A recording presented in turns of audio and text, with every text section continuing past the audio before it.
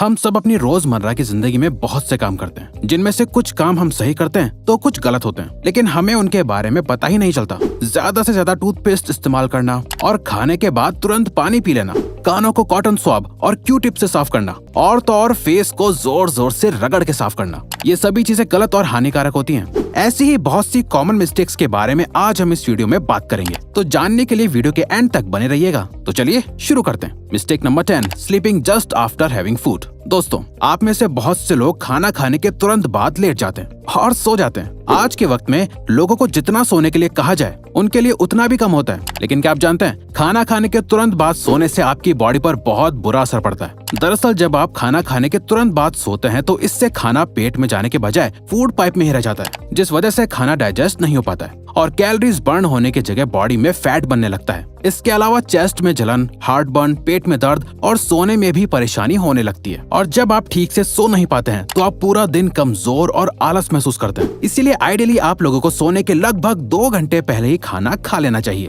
और तो और खाना खाने के बाद आपको थोड़ा घूम भी लेना चाहिए, जिससे खाना जल्दी डाइजेस्ट हो पाए। Mistake number 9, sharing makeup brushes and razors. Sharing is caring वाला कोट तो आप लोगों ने बहुत बार सुना होगा, लेकिन हर चीज को शेयर करना आपके लिए बहुत नुकसानदायक साबित हो सकता है। जैसे लोग अक्सर एक दूसरे के मेकअप इस्तेमाल कर लेते हैं, लेकिन क्या आप जानते हैं ऐसा करने से आपको अलग अलग इन्फेक्शंस हो सकते हैं। असल में दोस्तों, हमने आपको पहले भी एक वीडियो में बताया था कि फेस और आईलैशेस पर पैरासाइट्स होते हैं, और जब आप एक दूसरे का मेकअप इस्तेमाल करते हैं तो ये पैरासाइट्स आपकी आंखों और फेस के अंदर जाकर इन्फेक्शन कर सकते हैं, जिससे आपको बहुत सी सीरियस प्रॉब्लम्स हो सकती हैं।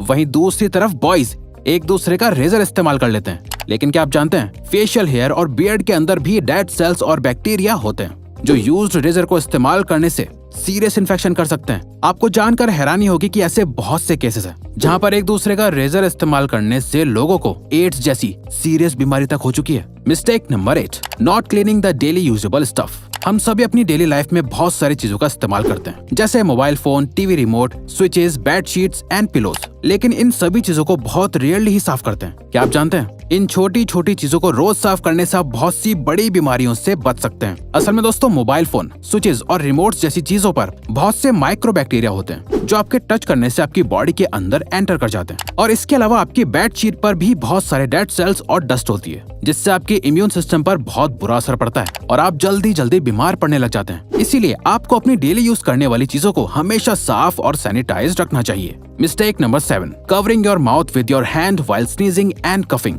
आपने अक्सर लोगों को कहते हुए सुना होगा कि खांसते और छींकते वक्त हमेशा अपने फेस को ढक लेना चाहिए, लेकिन क्या आपको फेस को सही ढंग से ढकने का तरीका पता है? दोस्तों, आपको कभी भी खांसते और छींकते वक्त अपने हाथों से फेस को कवर नहीं करना चाहिए। असल में दोस्तों, जब आप खांसते या छींकते हैं तो बहुत से जर्म्स आपकी बॉडी से बाहर निकल जाते हैं, और जब आप इस दौरान फेस को हाथों से कवर कर लेते हैं तो वो हार्मफुल जर्म्स आपके हाथों पर आ जाते हैं। तो जाने अनजाने में वो जर्म्स आपके हाथों से वापस आपके शरीर में एंटर कर जाते हैं। इसीलिए दोस्तों, आपको हमेशा खांसते और छींकते वक्त हाथों की जगह एक साफ टिश्यू पेपर का इस्तेमाल करना चाहिए, जिससे आप तुरंत डिस्पोज कर सकें। एक बार इस्तेमाल करे हुए टिश्यू को भी आपको बार बार इस्तेमाल नहीं करना चाहिए। मिस्टेक नंबर 6, आज के मॉडर्न जमाने में बड़े नेल्स रखना और उन पर आर्ट करवाना फैशन बन गया है। इसके साथ साथ ही कुछ लोग ऐसे भी होते हैं जो अपने नेल्स को दांतों से चबा लेते हैं। लेकिन दोस्तों, क्या आप जानते हैं नेल्स को काटने के बाद जितना इम्पोर्टेंट हाथों को धोना होता है, उतना ही इम्पोर्टेंट नेल्स को ट्रिम करना भी होता है। असल में दोस्तों, नेल्स में एक गुलाबी हिस्सा होता है जिसमें बहुत सी नर्व्स होती हैं, और साथ ही ये नर्व्स बहुत सेंसिटिव होती हैं,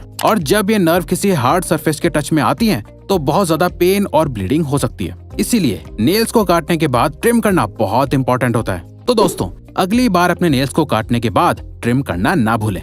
mistake number 5, drinking water just after having food.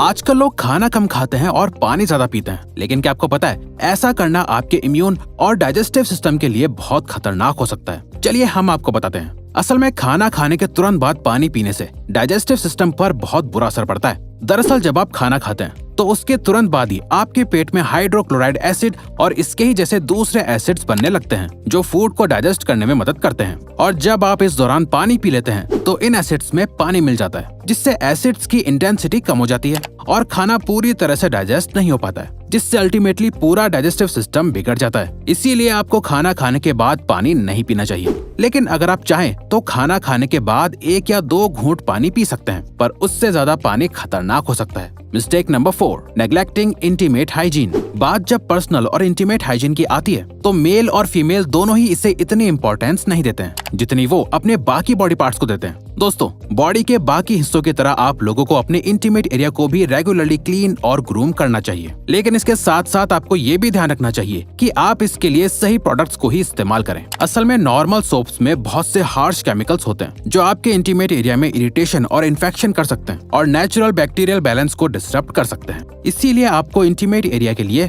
Specially made product इस्तेमाल करना चाहिए और किसी भी तरह की इंटीमेट प्रॉब्लम को नेग्लेक्ट नहीं करना चाहिए। आपकी इंटीमेट हेल्थ आपकी अल्टीमेट हेल्थ के लिए कॉम्प्लीमेंट्री होती है। Mistake number 3, taking excess toothpaste on toothbrush. हम सभी को लगता है कि जितना ज्यादा टूथपेस्ट लेंगे दांत उतने ही ज्यादा साफ होंगे, लेकिन ये बिल्कुल भी सही नहीं है, बल्कि इससे तो आपको बहुत नुकसान हो सकता है। असल में दोस्तों, टूथपेस्ट को बनाने के लिए सोडियम क्लोराइड और प्रोपिलीन ग्लाइकोल जैसे केमिकल्स का इस्तेमाल किया जाता है। ये वही केमिकल्स हैं जिनकी वजह से टूथपेस्ट में झाग बनते हैं। लेकिन क्या आपको पता है, सोडियम क्लोराइड का इस्तेमाल चूहे मारने की दवाई में भी किया जाता है। जी हाँ, ये बिल्कुल सच है। अब आप खुद ही सोच सकते हैं कि ज्यादा पेस्ट लेने से आपके दांतों पर कितना बुरा असर पड़ता है। ज्यादा पेस्ट लेने से दांत साफ होने के बजाय कमजोर होते हैं और मसूड़े भी कमजोर पड़ते हैं। इसीलिए आपको हमेशा पी साइज यानी मटर के दाने के बराबर ही पेस्ट इस्तेमाल करना चाहिए। इसके अलावा आपको दिन में 2 बार ब्रश करना चाहिए, एक बार सुबह और एक बार रात को खाना खाने के बाद, ताकि आपके मुंह की सफाई पूरी तरह से मेंटेन रहे।